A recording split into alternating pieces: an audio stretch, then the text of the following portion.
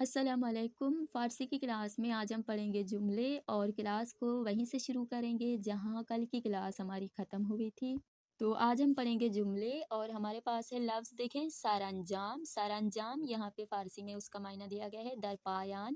درپایان یعنی آخر کار، سر انجام آخر کار۔ اب اس لفظ پر ہم جملے پڑھیں گے۔ دیکھیں سب سے پہلا جملہ سر انجام پس از 2 ماہ کتاب اول و دوم را تمام کر دیم و کتاب سوم را شروع کر دیم۔ آخر کار 2 مہینے بعد کتاب اول اور کتاب دوم کو ہم نے ختم کیا اور کتاب نمبر 3 کو ہم نے شروع کیا۔ پس از 15 سال 15 سال بعد سر انجام امام خمینی در 12 بہمن به ایران بازگشت۔ 15 سال بعد امام خمینی آخر کار 12 بہمن میں ایران پہنچ گئے۔ بازگشت یعنی واپس آئے، ایران کی طرف واپس آ گئے۔ سر انجام پس از 10 سال آخر کار 10 سال بعد دوستم حسین را دیدم، میں نے اپنے دوست حسین کو دیکھا۔ اچھا اب ہے فرارسیدن۔ فرارسیدن یعنی آمدن یعنی آنا، برائے زمان یہ زمانے کے لیے استعمال ہوتا ہے۔ فرارسیدن والا لفظ انسان کے لیے استعمال نہیں ہوتا۔ فرزندم محمد علی 18 سال شد و دوران جوانی او فرا رسید۔ میرا بیٹا محمد 18 سال کا ہو گیا اور اس کی جوانی کا دور پہنچ گیا یا آ گیا۔ فصل پائیز فرا رسید و برگها زرد شدند، خزاں کا موسم پہنچ گیا اور پتے پیلے ہو گئے۔ بدنبال کسی چیزی بودن، اچھا اصل یہ ہے بدنبال یعنی پیچھے، کسی بھی انسان یا کسی بھی چیز کے پیچھے جانا یا پیچھے لگنا۔ گربے بدنبال موش ہمہ جا می رفت، بلی چوہے کے پیچھے ہر جگہ جاتی رہتی ہے۔ بدنبالی ایک ہمسر خوب برائے فرزندش بود، اپنے بیٹے یا بیٹی کے لیے ایک اچھے ہمسفر کی تلاش میں تھا۔ بود یعنی اس سے مراد او ہے، وہ۔ دیروز بدنبال کتابی به ہمہ یہ کتاب فروشی ہا رفتم، کل ایک کتاب کے پیچھے میں ساری کتاب کی دکانوں پہ گیا۔ ناراحت یعنی غمگین۔ مادر حسین بخاطر بیماری فرزندش بسیار ناراحت است، حسین کی ماں اپنے بچے کی بیماری کی وجہ سے بہت غمگین ہے۔ او چون در امتحان قبول نہ شد ناراحت است، وہ کیونکہ امتحان میں پاس نہیں ہوا اس لیے غمگین ہے۔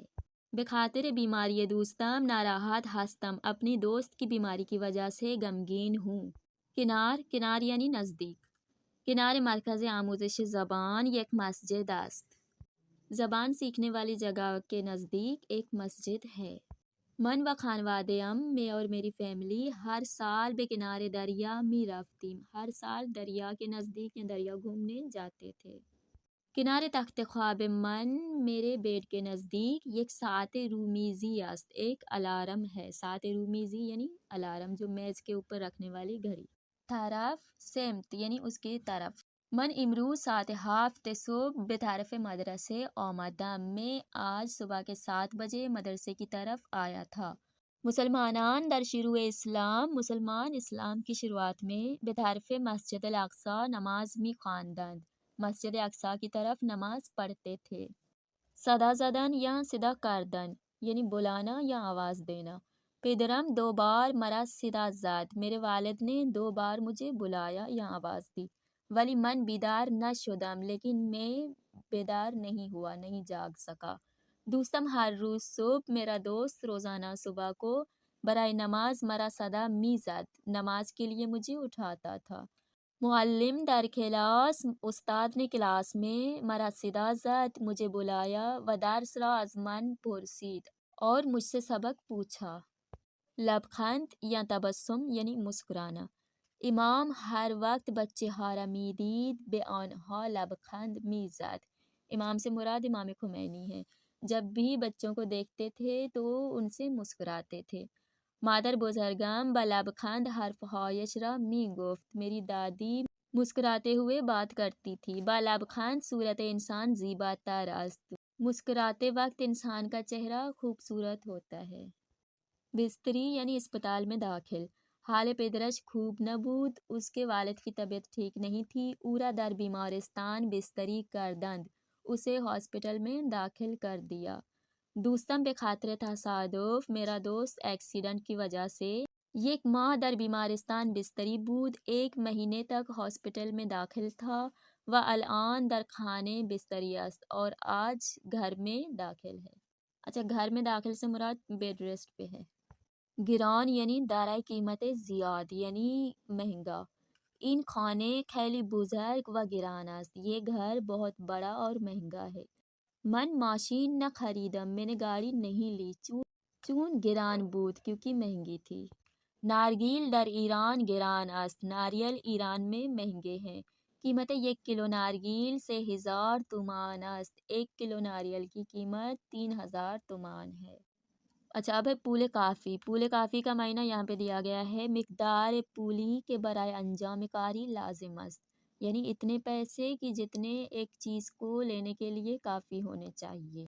کسی چیز کو لینے کے لیے یا اپنا کوئی کام کرنے کے لیے وہ پیسے کافی ہونے چاہیے، اسے کہتے ہیں پول کافی۔ این دو چرخے 100,000 تومان است، یہ سائیکل 100,000 تومان کا ہے۔ ولی من 80,000 تومان دارم، لیکن میرے پاس 80,000 تومان ہیں۔ من پول کافی برائے خریدن این دو چرخے نہ دارم، میرے پاس کافی پیسے نہیں ہیں کہ میں اس سائیکل کو لے سکوں۔ پول کافی سے مراد یعنی اتنے پیسے جتنے ہمیں سائیکل کو لینے کے لیے چاہیے۔ او گفت، اس نے کہا، پول کافی برائے مسافرت در روزهای تعطیل را ندارم، چھٹیوں کے دنوں کی مسافرت کے لیے میرے پاس پول کافی نہیں ہے، یعنی اتنے پیسے نہیں ہیں کہ جو میں وہاں کے خرچ کر سکوں۔ فکر کردن یعنی سوچنا۔ دیروز برای رفتن یا نرفتن به گردش با دوستانم خیلی فکر کردم، کل میں نے بہت فکر کیا کہ اپنے دوستوں کے ساتھ گھومنے کے لیے جاؤں یا نہ جاؤں۔ پدرم گفت، میرے والد نے کہا، دخترم قبل از ہر کاری فکر کردن بسیار خوب است، میری بیٹی ہر کام کو کرنے سے پہلے سوچنا یا فکر کرنا بہت اچھا ہوتا ہے۔ بیان کردن، اس کا معنی دیا گیا ہے فرمودن یا گفتن، یعنی فرمانا یا بولنا۔ استاد داستان لیلی و مجنون را برای ما بیان کرد، استاد نے لیلی اور مجنون کی کہانی کو ہمارے لیے بیان کیا۔ پدرم ہمیشہ ماجراهای دوران کودکی و جوانیش را بیان می کرد، میرے والد ہمیشہ اپنی جوانی اور بچگی کے قصے بیان کرتے رہتے تھے۔ دیروز شاگردان در کلاس، کل شاگردوں نے کلاس میں داستان مسافرتشان به ایران را بیان کردند، اپنے ایران کی سفر کے قصے کو بیان کیا۔ اب ہے کمک یعنی مدد۔ فاطمه به آن پیرزن کمک کرد و وسایل را تا خانه او برد، فاطمہ نے اس بزرگ خاتون کی مدد کی اور اس کے سامان اس کے گھر تک لے گئی۔ دانش آموزان در درسها به هم کمک می کردند، شاگرد درس میں ایک دوسرے کی مدد کرتے تھے۔ کمک به دیگران بسیار ثواب دارد، دوسروں کی مدد کرنا بہت ثواب کا کام ہے۔ اب لازم یعنی ضروری، اردو میں بھی ضروری ہے۔ زبان فارسی برای طلبه ها و دانشجویان جامعة المصطفی العالمیه لازم است۔ فارسی زبان جامعة المصطفی کے شاگردوں اور طالب علموں کے لیے بہت ہی لازم ہے۔ آب، غذا و ہوا برای انسان و حیوان لازم است، پانی، کھانا اور ہوا انسان اور حیوانوں کے لیے لازم ہے۔ جواب دادن به سلام دیگران لازم است، دوسروں کے سلام کا جواب دینا لازم ہے۔ اب تشکر یعنی شکر گزار۔ وقتی فاطمه به آن پیرزن کمک کرد، پیرزن از او تشکر کرد، جب فاطمہ نے اس بزرگ خاتون کی مدد کی تو اس بزرگ خاتون نے فاطمہ کا شکریہ ادا کیا۔ تشکر از خدا، خدا کا شکریہ ادا کرنا انجام دادن کارهای خوب است، اچھے کاموں میں سے ہے، شمار ہوتا ہے۔ متشکرم، دست شما درد نکنه و خیلی ممنون برای تشکر کردن در زبان فارسی استفاده می شوند۔ لفظ متشکرم اور دست شما درد نکنه اور خیلی ممنون، یہ 3 لفظ شکریہ ادا کرنے کے لیے زبان فارسی میں استعمال ہوتے ہیں۔ اچھا، جملے ہم نے پڑھ لیے، اب ہم پڑھیں گے الفاظ مخالف۔ سب سے پہلا لفظ دیکھیں، بسیار۔ بسیار یعنی بہت زیادہ، اس کا مخالف ہے اندک یا کم یعنی کم۔ فراموش کردن یعنی بھلا دینا، به یاد آوردن یاد آنا۔ بیرون رفتن باہر جانا، اس کا مخالف داخل شدن اندر جانا۔ گران مہنگا، اس کا مخالف ہے ارزان سستا۔ پوشیدن پہننا، درآوردن اتارنا، लज्जत बख्श यानी लुत्फ़अंदोज़, दारदावर, बोरिंग कह सकते हैं आप लोग, बोर करने वाला।